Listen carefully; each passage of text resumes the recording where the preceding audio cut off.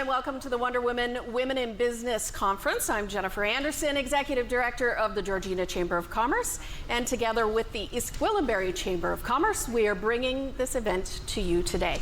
I also have the honor and pleasure amongst a room full of women and gentlemen to introduce and speak to our keynote speaker today. She is the Senior Vice President of Operations and Broadcasting with Rogers Communications, Colette Watson.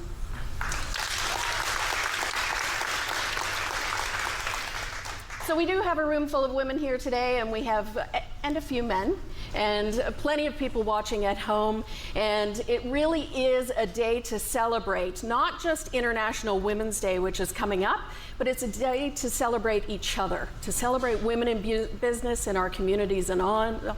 We are collaborating, we are inspired, we are connecting, we are networking with people, and of course, our keynote speaker today is a great inspiration. As Senior Vice President of Television and Operations, Colette oversees programming, production, and operational elements for Rogers' suite of conventional and specialty television non-sports assets, including City TV, Omni Television, FX, FXX, and OLN.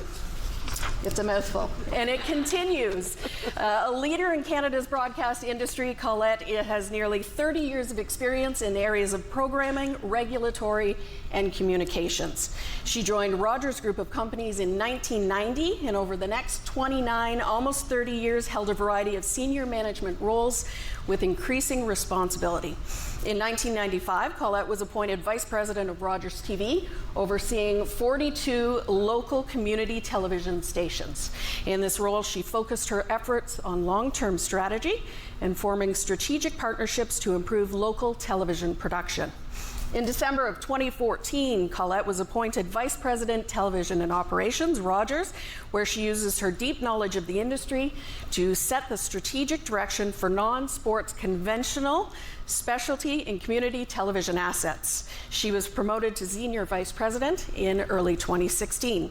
Colette is also passionate about public affairs and policy work.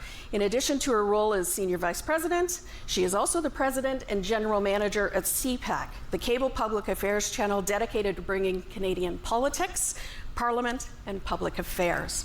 Highly respected in the broadcast industry, Colette is a past recipient of the esteemed Trailblazer of the Year Award by Canadian Women in Communications. I made it through.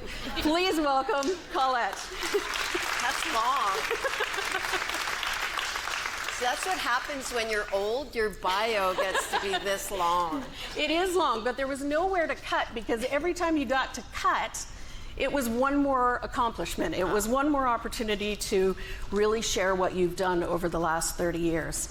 And, you know, I was at an event last week, and every time somebody came up, they introduced them by their bio, and I thought, you know, if y'all walked in the room, and every time you walked into a room, somebody read your bio, it would be like the best version of yourself, right? Just start your day off right. Do you feel like you've lived that?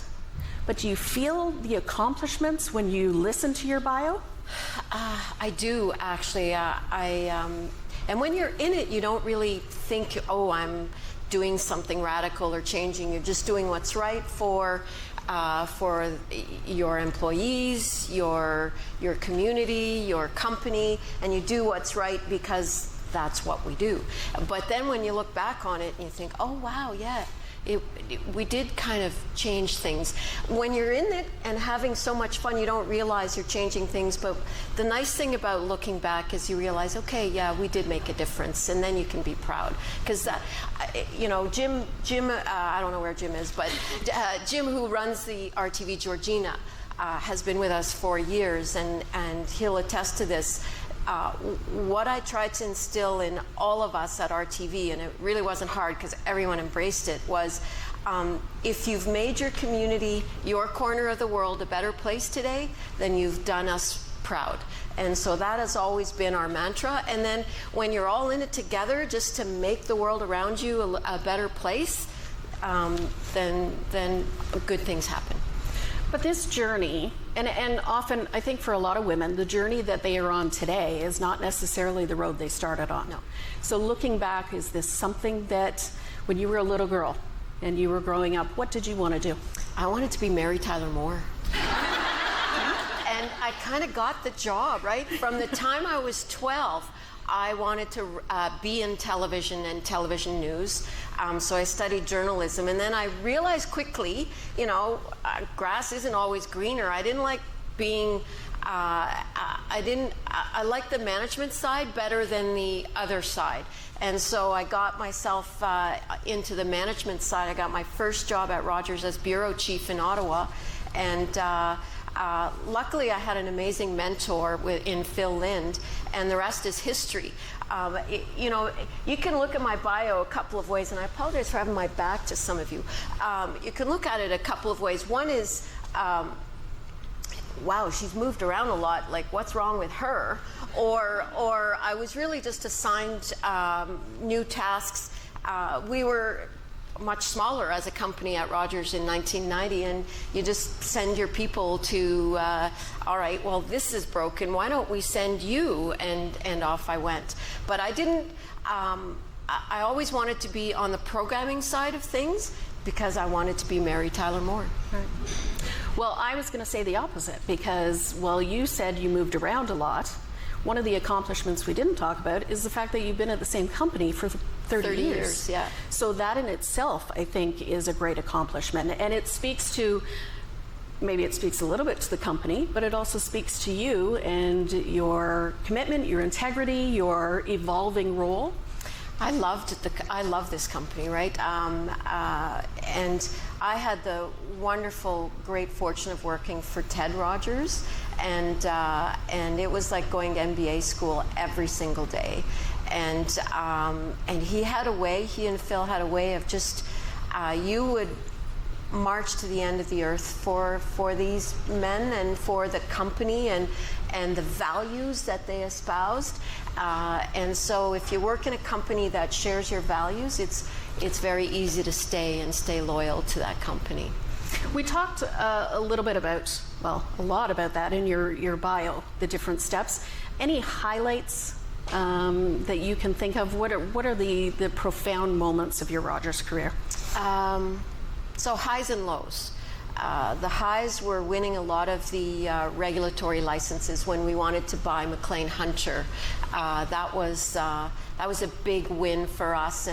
And when you buy a company that's a little bit bigger than the company you're in, it's a big mouthful to chew and swallow and make work. And so it was terribly frightening, but unbelievably exciting all at the same time. So winning that, being part of the regulatory team to win that license was huge.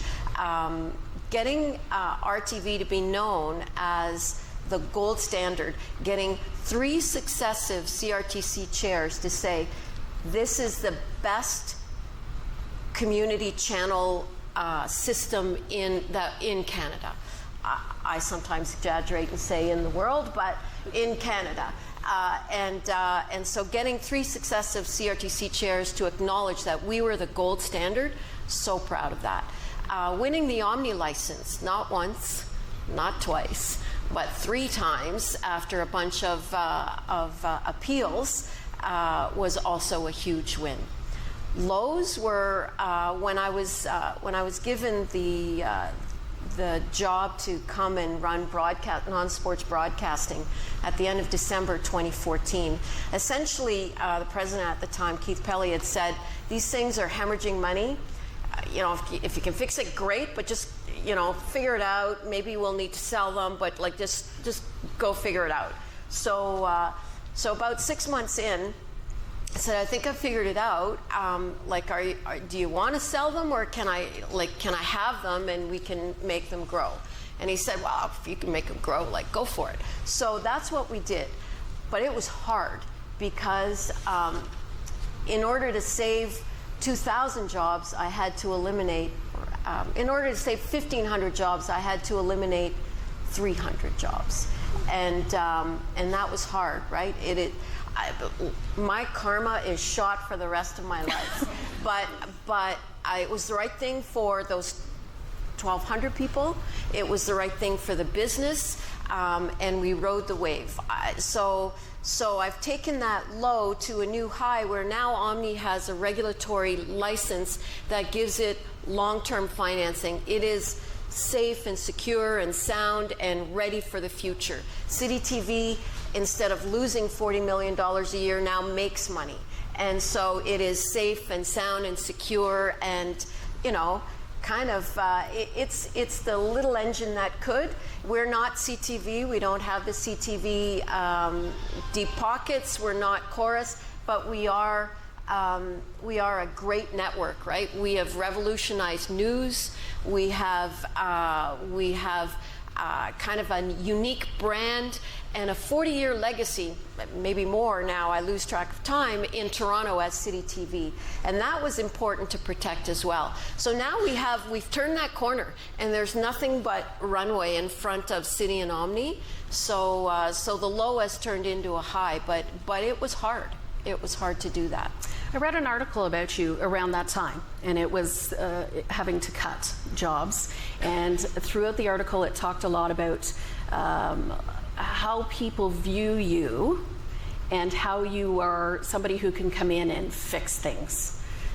Do you consider yourself to have that attribute? There was a few people that talked about you're a fixer, and it's not necessarily going in and cutting, it's how can you fix something. And I'm very results oriented, so maybe not the most patient person in the world. And I have been the fixer at Rogers. That's what I do. That's a show. I think you could do like a reality show, the fixer, only on Rogers. Yeah, exactly. Yes, there you go. The hesitation I have with that is people do sometimes interpret that as someone who comes in and slashes and burns and then leaves the dust in her wake and moves on to the next project. That's not it at all. The goal has always been, go make this work. Go figure out how to make it work. So I personally get up every morning thinking, how can I make this better? How can I make it work? How can I grow it? How can we make our employees, our audiences, and our advertisers happy? And so once, I will admit to, after 5 years, it's kind of fixed. You think, all right, what's my next goal? So to that end, yes, I would like something new to fix. But for the most part, the good parts of fixing. I'm not the slash and burn, although sometimes that's part of the process. And change is never welcomed. It's always needed, but it's never welcome. And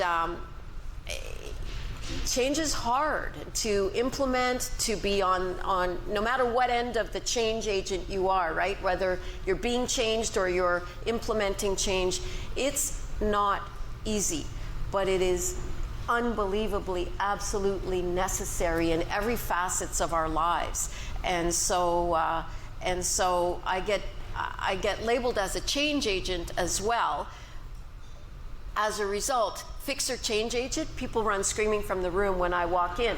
But I am proud of the results we do get. Right. That's a great segue, because it leads into the idea of, you know, over 30 years, there's a lot of changes in television. Yeah. And you see social media creeping. Well, you can see that today. At an event like this, in afternoon sessions, there's people who have signed up and sessions that are booked for social media and online advertising and all of those things that maybe aren't great for the television industry. So how do you engage? How do you get through the ebb and flow of the changing times? So that actual change in terms of advertisers shifting to digital happened in 2014, 2015, and we were the smallest network and we felt it first.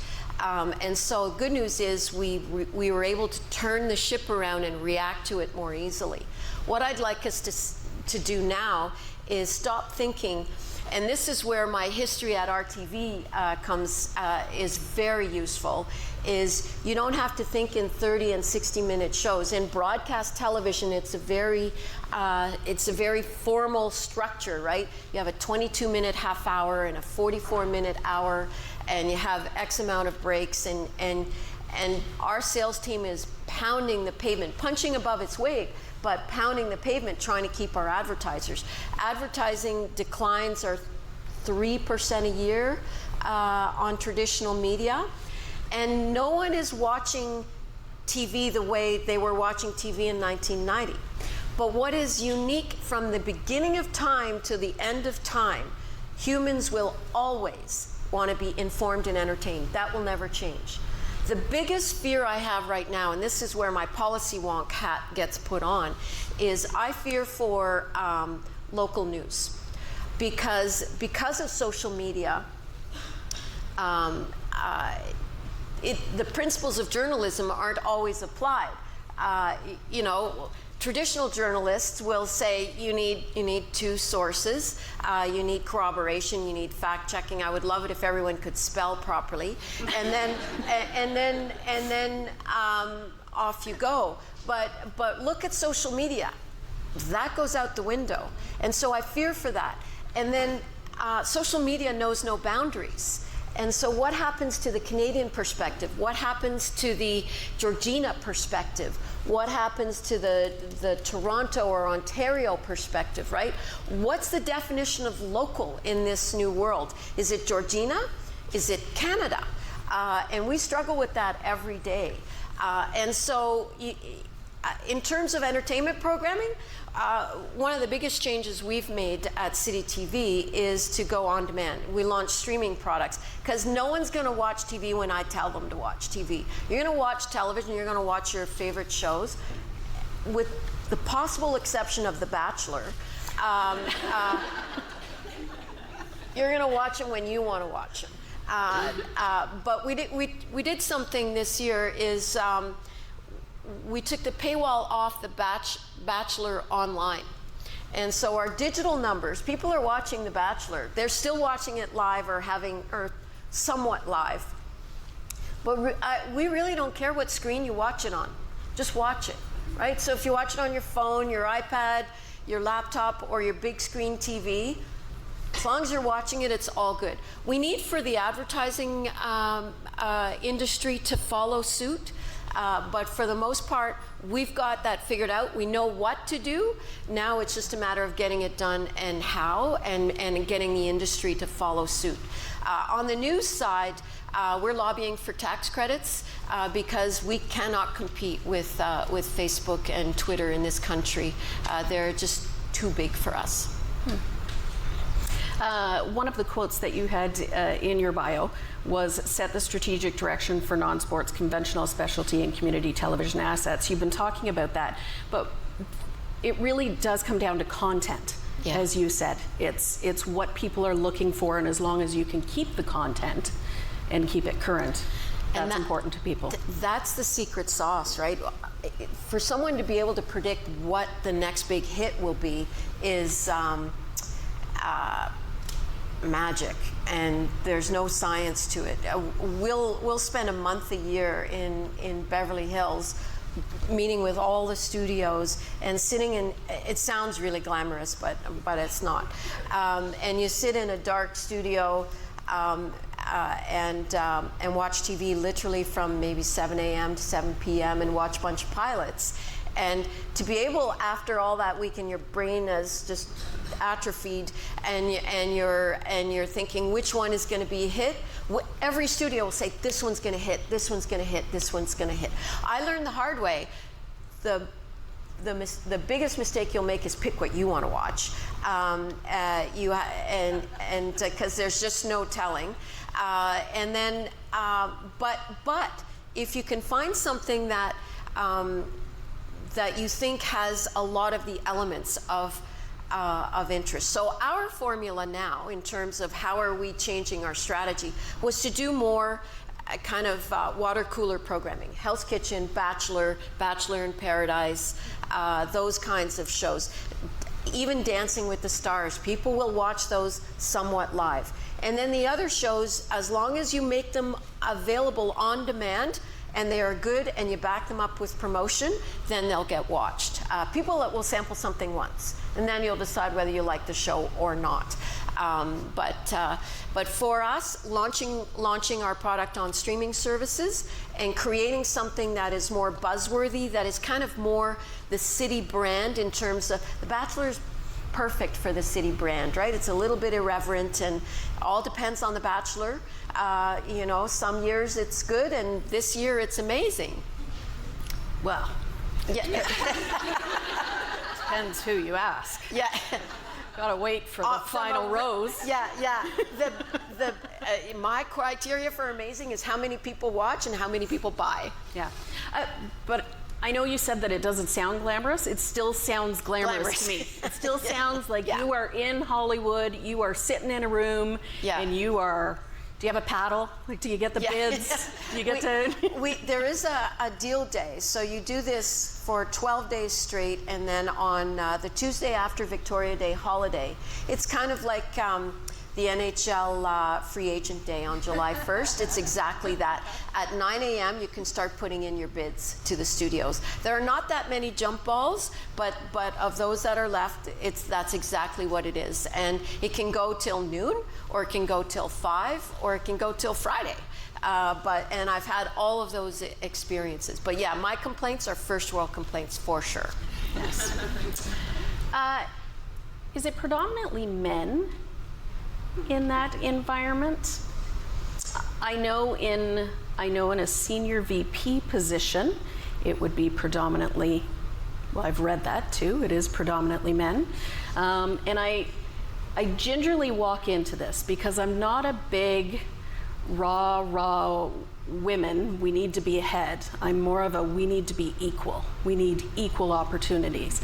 And so I say that very gingerly, but I would assume in these positions you are surrounded by and maybe experience that only woman type stereotype. For the first 15 years of my career, absolutely. I was the only woman at the table. It was awesome. I never had to share the washroom, but it that's the positive thing. Yeah. It was isolating and intimidating. But there are more women now. Is it equal? Absolutely not. We have a long way to go. We have a long way to go. There's just no sugarcoating that. Is it frustrating after 30 years? Hell yeah. But you don't give up. You just keep doing it. You have to know that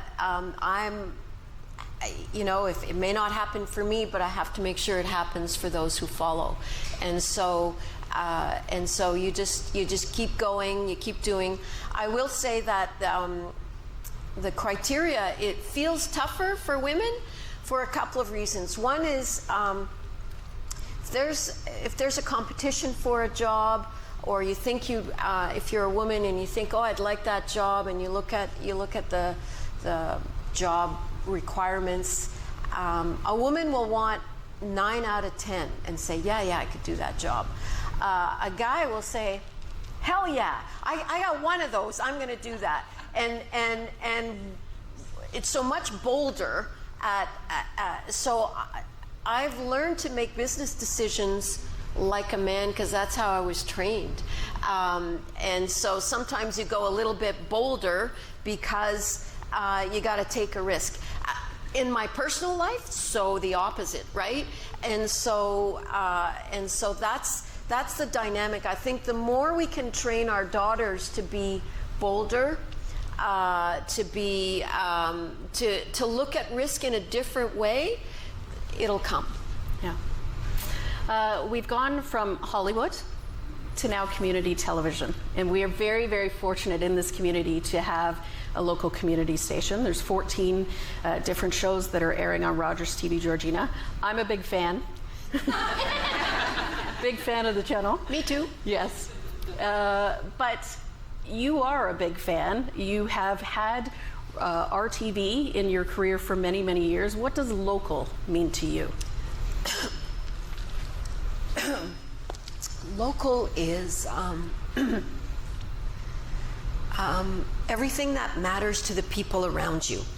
Some water. And so I get a little choked up because The hardest thing I had to do in my career was go to a CRTC hearing and say, I'm going to give you my Toronto community channel if you can let me move the money to the city TV station, because I have to make the choice that in Toronto, I think city TV is more local than Rogers TV. And from a regulatory business perspective, absolutely, hands down, I would fight that fight again. But from a community perspective, there are things like, the things I love the most about the community work we did were we described it over the 30 years as we laugh and cry with you, right? So we're going to have a Santa Claus parade with you, but we're also going to cover the police memorial. We're going to cover the Adam or minor peewee hockey tournament. Watch those little buttons just score like crazy, and their celebrations, and be so joyful with them. But we'll cover, and my apologies to the mayor, we'll cover city councils and watch them duke it out over certain issues, right? Whether it's a dump or taxes or changing transit, and so good to bad, whether in good times and in bad, being there for you day in, day out is, to me, the definition of local. Yeah. So what medium you use to do that can change and can be different. In these communities, it's the community channel. But how do you balance that? How do you go from The Bachelor to our parade? And our parade is excellent. It's awesome. All of them are great, but you are balancing two completely different worlds. I have great teams, right? Any of that you read, I didn't do by myself. I have amazing colleagues, peers, and teams who work with me on accomplishing things. And my favorite quote is one from Teddy Roosevelt, is it's amazing what can get done if you don't care who gets the credit. And so that's been my philosophy my entire career. I will never take credit for their work. I will stand in front of them if people are shooting at them, but I will always stand behind them when the roses are being thrown, because nothing gets done by yourself. And I do love that. Rogers has town halls. And I know that you stand and amazing technology now where you're able to talk to all employees, whether they're in the room or not. But that's a great philosophy for other businesses, to be able to sit down and connect and have those meetings and have those great proud of you moments. Yeah, there are 1,200 of you across the country. I mean, today we have 29 RTV stations. We have 5 Omni stations, 5 city stations, or 6 city stations, and then a national network. You don't like that 6th one? I think of non-Toronto, and then I think, of course, City Toronto is the first one, and then we have 5 outside of Toronto. Right. And we have Omni as a national network. So we have employees from Newfoundland to Victoria, and they all come in every day wanting to make their community a better place, wanting to make what they do at Rogers matter, and since we all share the same values, we go out and we do it every day. You've touched a little bit on this when it comes, and it's being a fixer. I'm going back to that reality show. When it comes to being a woman who is higher up in a business, sometimes they appear to be bossy. Sometimes they can be a bit of a bitch. Wherefore men, maybe they're just assertive. So how do you balance that? You don't take it personally. You try. No one told me my kids were ugly, right? So I have to separate the two. So yeah, I will be aggressive in a meeting, and the men in the meeting will be uncomfortable about that. that's their problem, not mine. And so the one I fear the most and breaks my heart the most is when teams at the local level who roll up into my department think I'm aloof or distant, or that one would break my heart. But because I can't get to see them a lot. And a small anecdote, during the cuts in 2015, after the cuts were done, I thought, I'm going to go to all the stations and, cry with them and make them feel better and try and make them feel better. And I show up in Winnipeg, and a cab drops me off, and I get to the door, and the station manager runs upstairs into her office and bursts out crying, thinking that she was going to lose her job that day. And just like, oh my God, that's awful, right? That people think that of me, that when I come to see them, they burst into tears. They don't anymore, but that was hard. Nobody cried here. Yes, yeah, exactly. So, duking it out, elbows up in the boardroom, whatever, that's their problem. But for the teams rolling up, I really want them to think that you can do things in a collegial manner. Also, you have to practice what you preach. You have to lead by example. So I'm mindful of how I interact there. When is it okay to break the rules? When it's the right thing to do, that's outside of kind of the structure. So I'll use an example at CPAC. We have a vacation policy and a time off in lieu policy. But one of my producers went to Switzerland for Christmas and had a heart attack skiing. And so ends up in the hospital. He had amazing care, and insurance took care of everything. But then he emailed us and said, so the docs say I can't come home for 3 weeks because I'm not allowed to fly.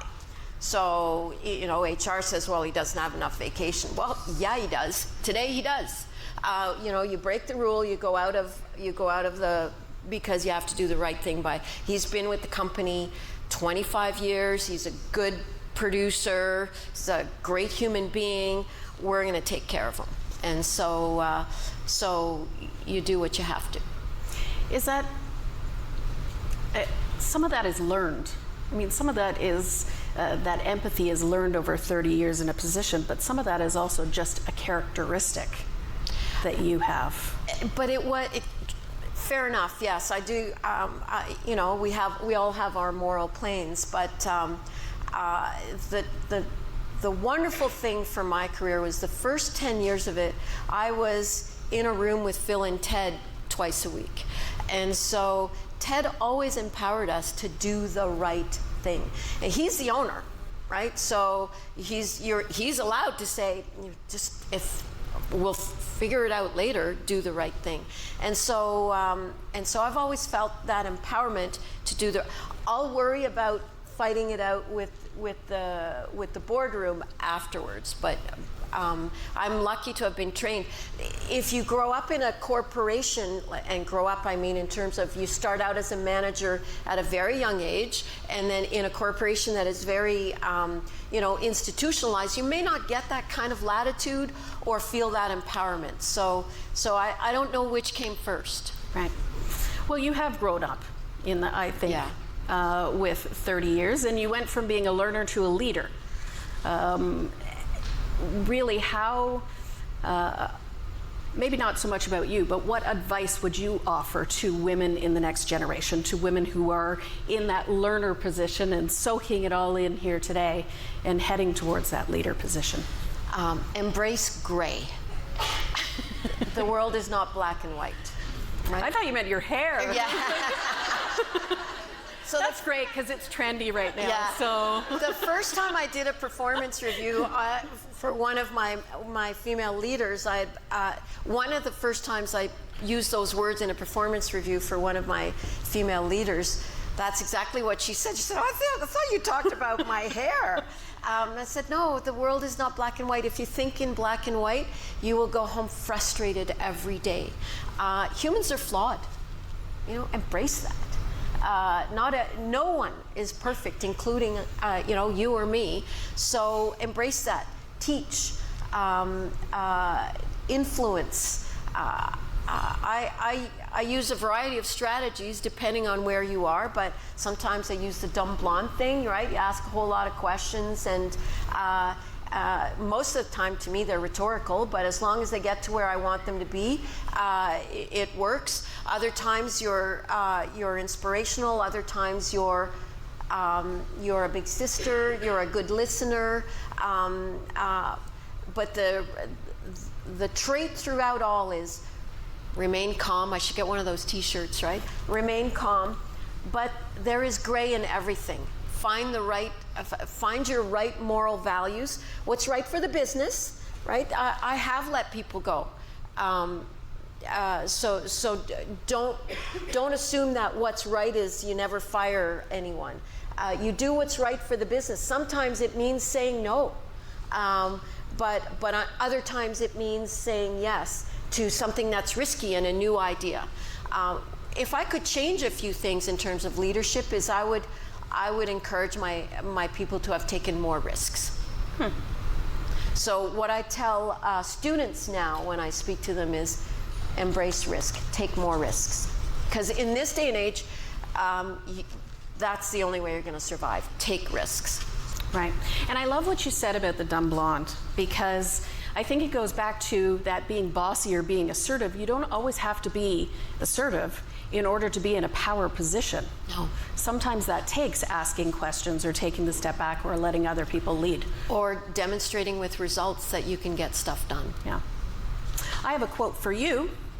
It's take chances, make mistakes. That's how you grow. Pain nourishes your courage. You have to fail in order to practice being brave.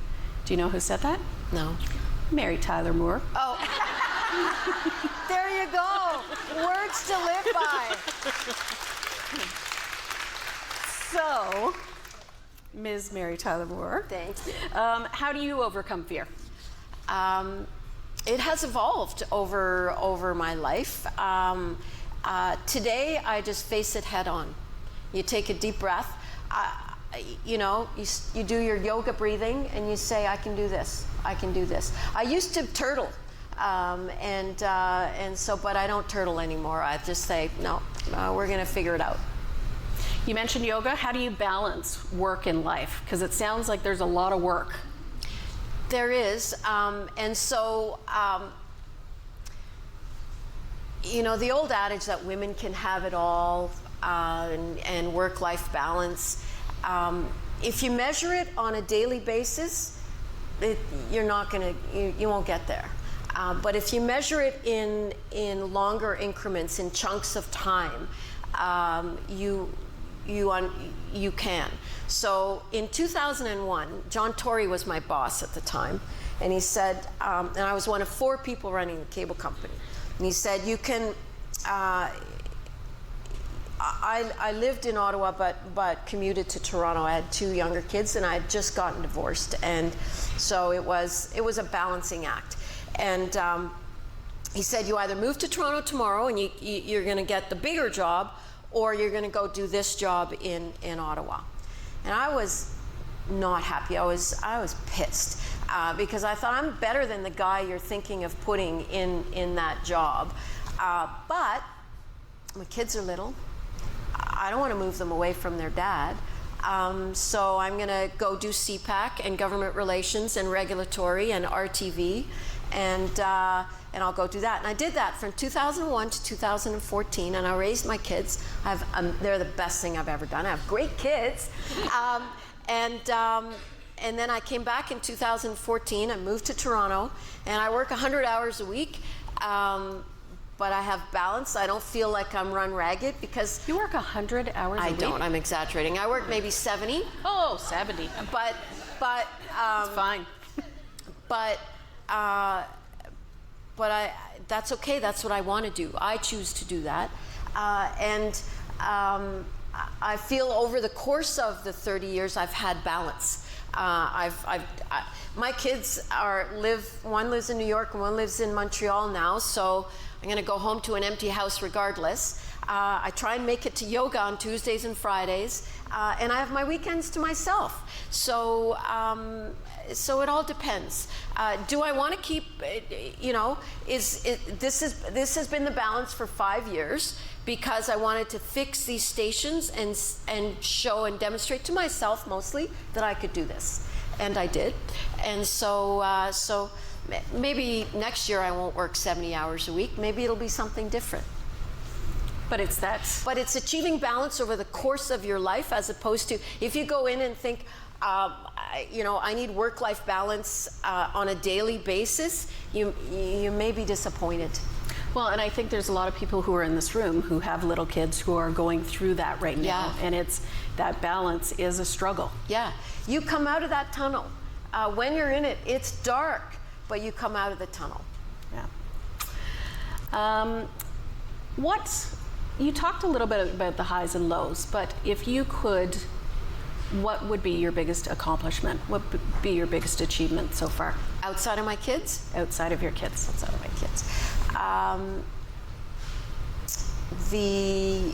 I think Omni is the biggest business achievement. We took something that had no future and gave it a future.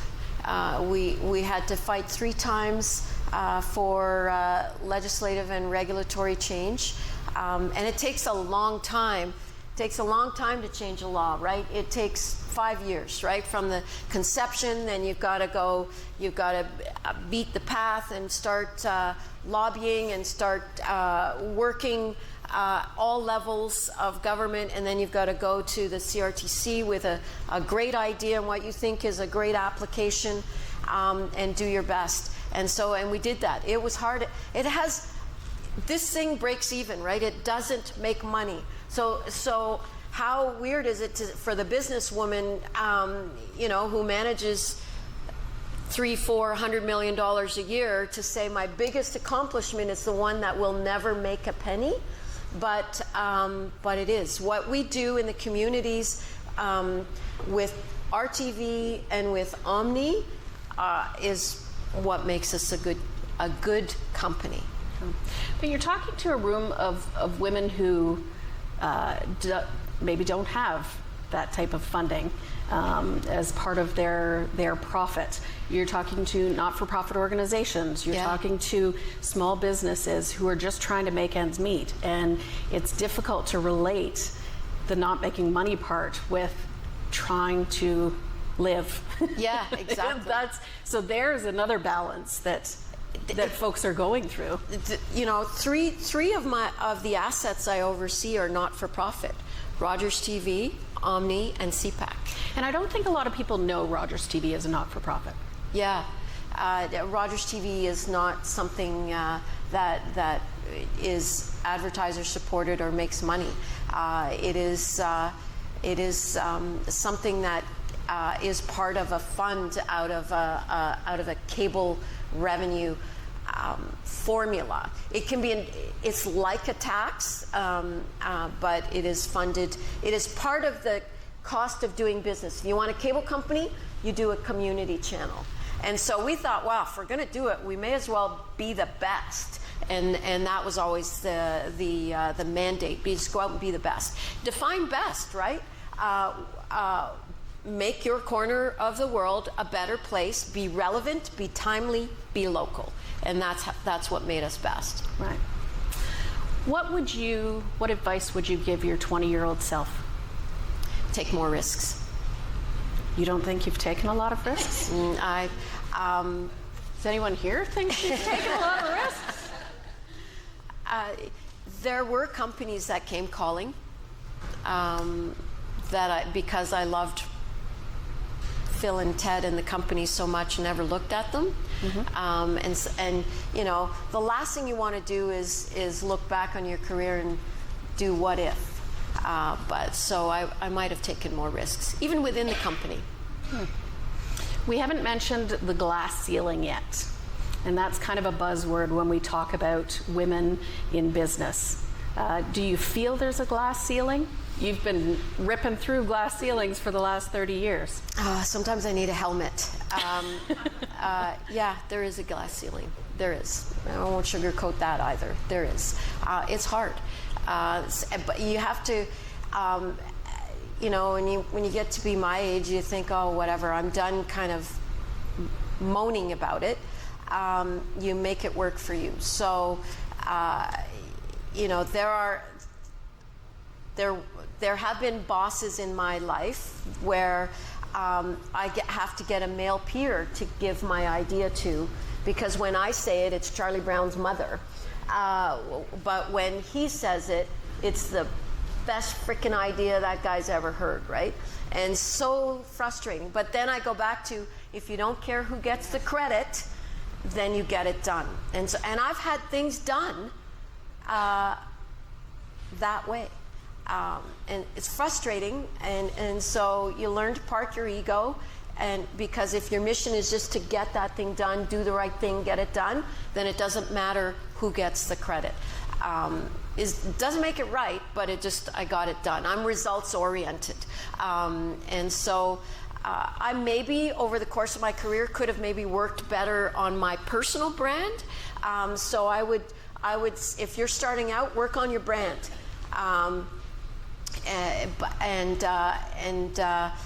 You know, don't take no for an answer. If you believe in something, just keep at it. That doesn't mean be a bull in a china shop, right? Understand your audience, know how to communicate to that audience, and then go do it. All right. How do you think business has changed for women? And it sounds like there's some areas that still need improvement. You know, C-suite needs improvement. Boards need improvement. There are many companies that have one or no women on their boards. So I look forward to seeing that change. At the manager, mid-manager, director level, numbers are good. It's awesome. And so let's keep going. But in the upper echelons, which is why it's my job now to clear that path for those who follow me. But I need the helmet. All right. Still. If you were to pick some of your favorite personality traits, what would they be?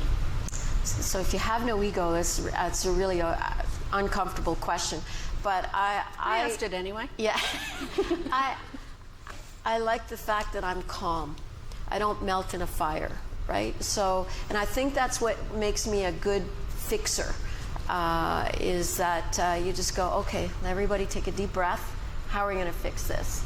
And you go out and you do it. I try and make lemonade out of everything.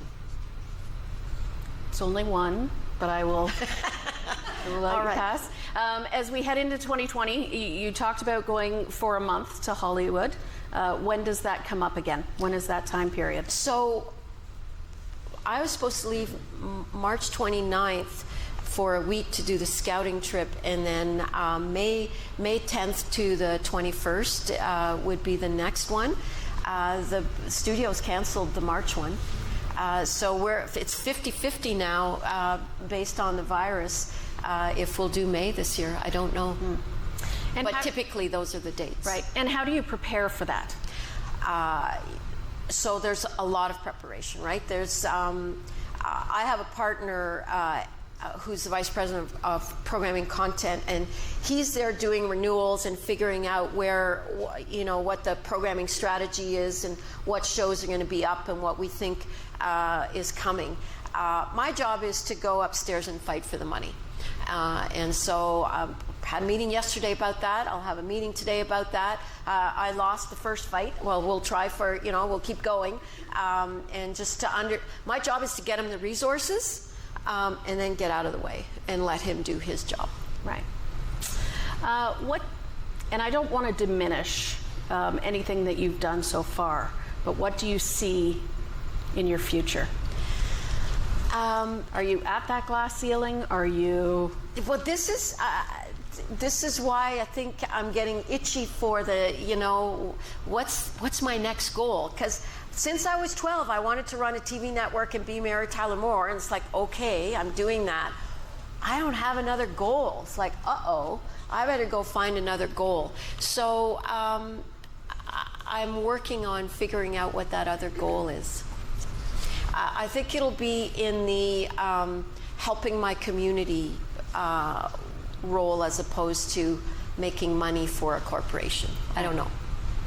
And as you talk to a room full of community leaders, not-for-profit organization, directors, staff, and owners of businesses, what advice do you have for them? First off, I don't know that I have advice, but I have thanks. The world goes around based on you, right? What you do makes the world go around. Hopefully people thank you every day, and if not, thank you. I think you should be thanked. Just keep doing what you're doing. Embrace change. Don't think black and white. And there's always light at the end of the tunnel. I'm an optimist. There is always light at the end of the tunnel. Thank you so much. We appreciate you being here today. Thank you. Thank you. Thank you.